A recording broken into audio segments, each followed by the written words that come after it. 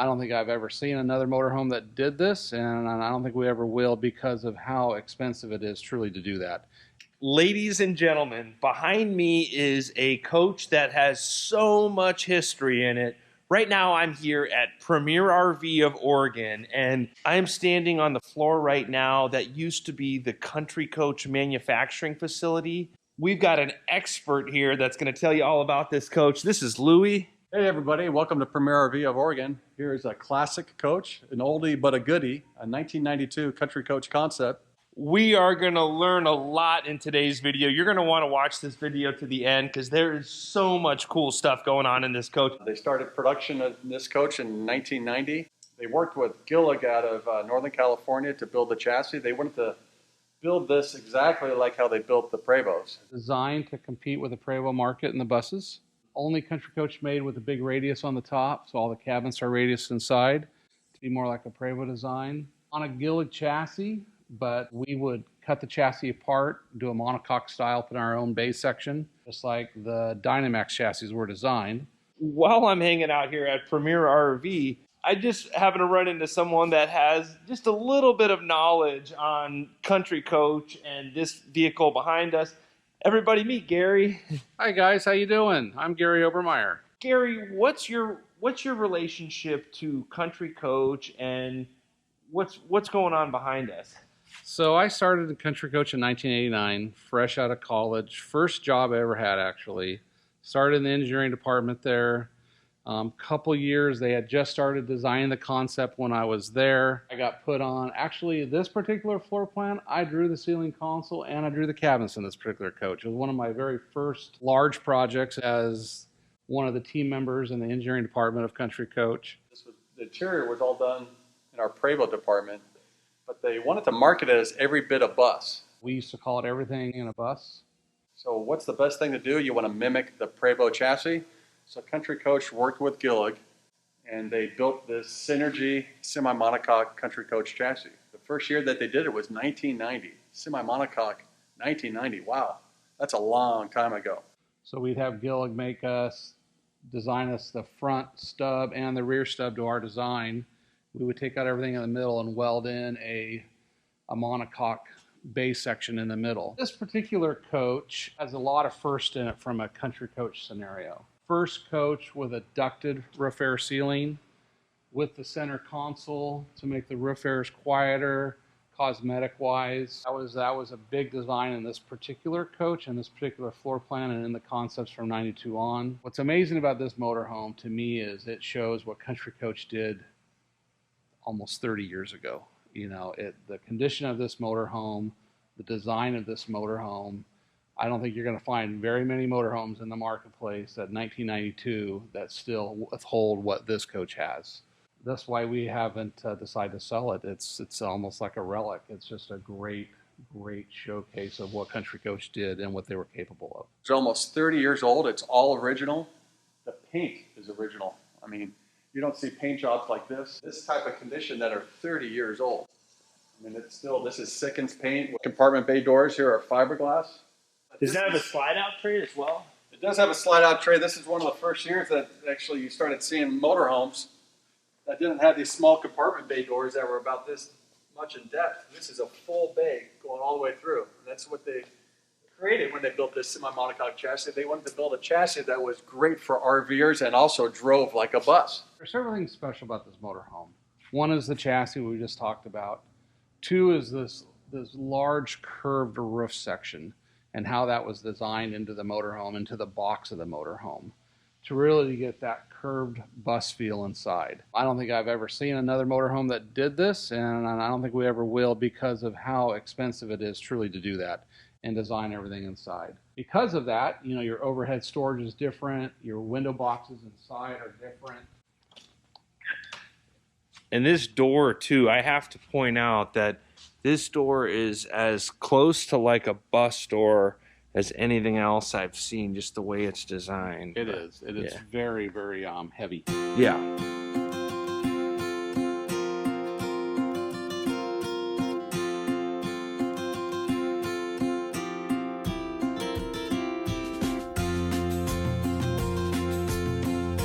So as you can see, we were talking about the curved ceilings, very unique in a concept. Just gives it that extra feel. Allows you to do the backlighting and the window boxes that look really good. As we were talking about, first ducted roof air coach a Country Coach did, may be the first in the industry. I'm not 100% positive on that, but I don't remember seeing very many ducted roof air systems in 1992 motorhomes, which completely changed the whole ceiling. We ended up going to a 8-inch thick ceiling to do this. From this up, is there's just a lot of EPS foam in there. That's really special about this coach. The fit and finish of the cabinets to match that curve, each and every single one prescribed in the factory line to match up to that curve. Very bus-like in that scenario. Really special coach. You got one little quarter bay here, and then you have 2 full pass-through bays here. That's pretty unheard of in 1990. If you look at 1990 coaches, you would see like little compartment bays that go that far. So this is pretty cool. Well, even the windows back then, they were using the solar bronze windows. So they're tinted. Gives it a nice bus look, and that's what they were trying to achieve here. It's called coach armor. So back in those days, instead of having the 3M masks, they actually used this to prevent any damage to the front of the coach. Some people take this off. We wanted to keep this coach exactly how it was built. This has a generator rollout right here. This is a 17K generator, PowerTech. 17? Yeah.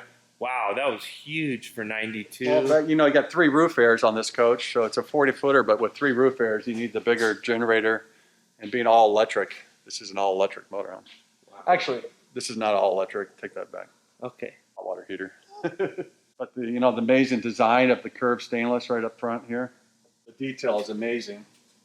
These aren't aluminum again. These are all fiberglass doors, so you could have some design work to it.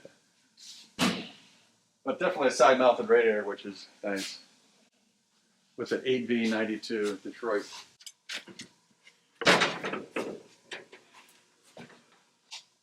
Oh, it's clean as a whistle. Yeah. Wow. The back cap, the attention to detail on the curved camera.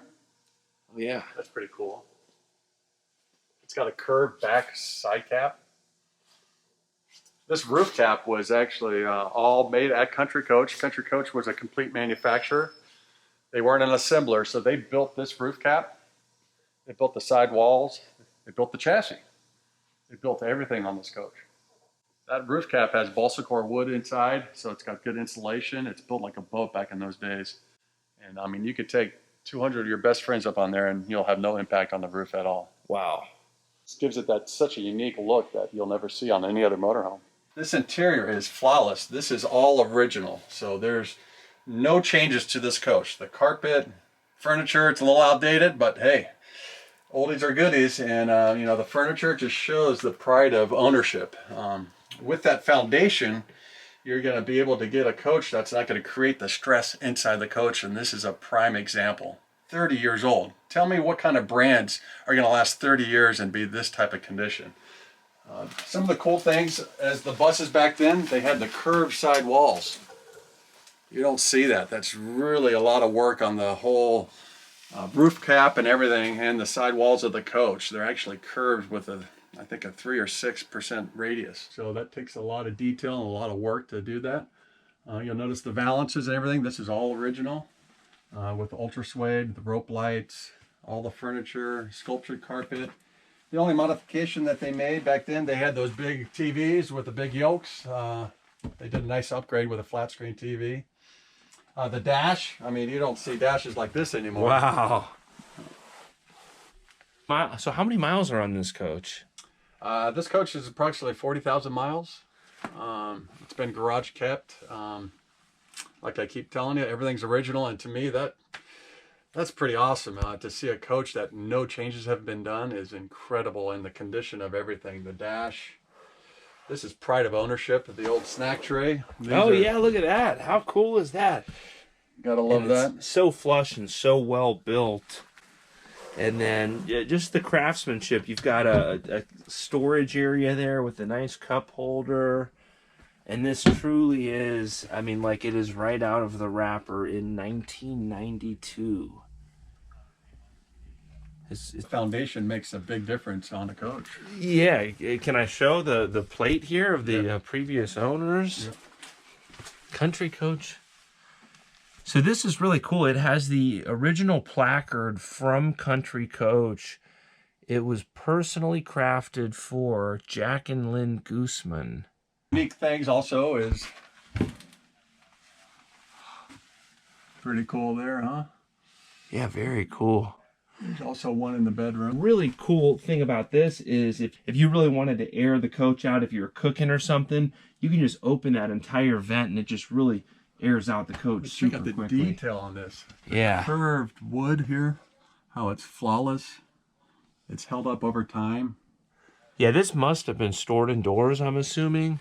Yeah, There's definitely stored indoors. No way it would hold up this well outdoors. The lighting in the ceiling, and I will point out that the way the windows are, it really seems like a Prevost bus, especially with the lights around it and the way they're broken up, just really large windows down the entire side. This was actually built in the bus department, so they wanted to make this thing just like a bus. So yeah, larger windows, all the valances, how they're detailed, the curved part of the cabinets, that detail is incredible. It's all solid cabinets. Kind of a Southwest style design. Yeah, Southwest was real popular back then. They did a lot of those. Yeah, things have changed, but you know what? There's something beautiful about it. I really kind of dig it. I think this coach is a keeper. You always need these, you know, if you want to mix up a drink. This is a... So, speaking of drinks, is this an extra refrigerator in the living room, or what is this? That's just for ice. Oh, just an ice maker. Yeah. So, just to make your drinks there here. And you gotta have a cocktail every now and then. Absolutely, absolutely. Couple lounges on this side, and come up like an airplane. Look at this table. Oh wow! So you have a larger table there if you want. Do a little bed here. Nice non-slide coach. No slides back in '92. They didn't start building slides until 1996. So stained glass cabinet doors. Wow. Handcrafted in Eugene by Art of Glass. Wow. Was the company. Bevel strip mirrors, all original. Lots of storage back here.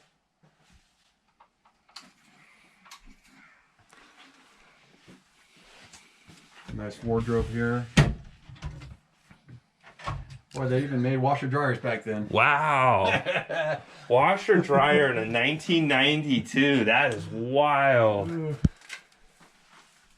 Good sized bathroom though. I mean, really a cool floor plan. This is actually a lot of coach. Nice shower. It's low to the ground, not a big step, which is always nice. Fantastic fan right there.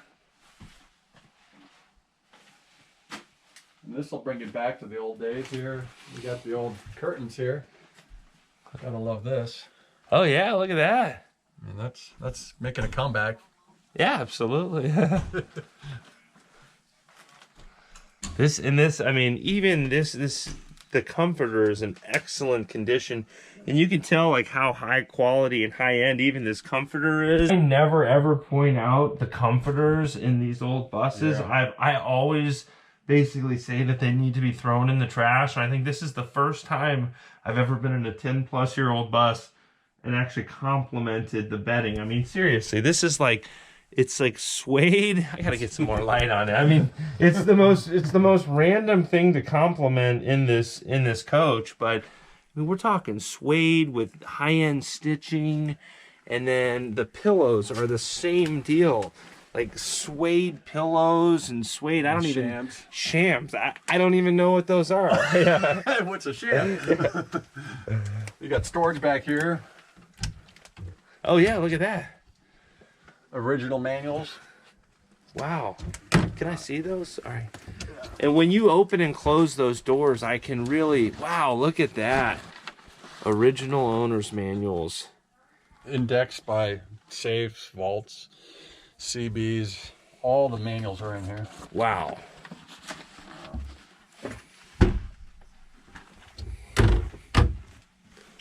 Yeah, everything's solid on this. There's nothing lightweight, cheap, or anything. This was a $500,000 coach back in the day.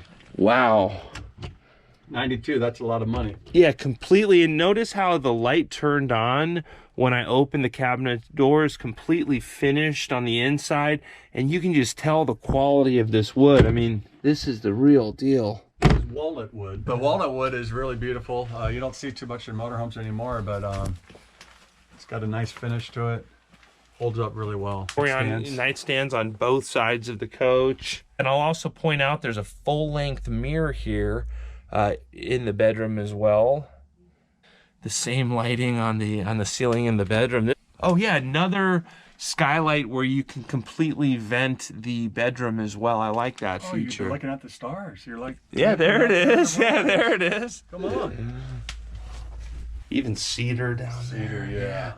And carpeted. Country's always known for the extra leaf, and they always have to have the ironing board. Yeah, gotta stay pressed. Louis, I know everybody out there on YouTube is going to be asking me. I know this was a $500,000 coach new. Yeah. Everybody wants to know, is this for sale? And if so, what would you ask for it? Boy, Andrew, that's a good question. I have a hard time selling this. We had it sold, and then the deal went backwards. And then as a company, me and Gary, my business partner, we decided this is something that we should keep. This is something that should stay here. Will we sell it? You never know in the future. It might happen, but right now we just want to keep it in our museum right here. Everything's got a number on it. Come on, I know everything's got a number. You're an RV sales guy. If someone came in here with $100 bills, 8V92, pristine country coach, there's got to be a ticket. There's got to be a number for it. $100 bills if someone came in here today.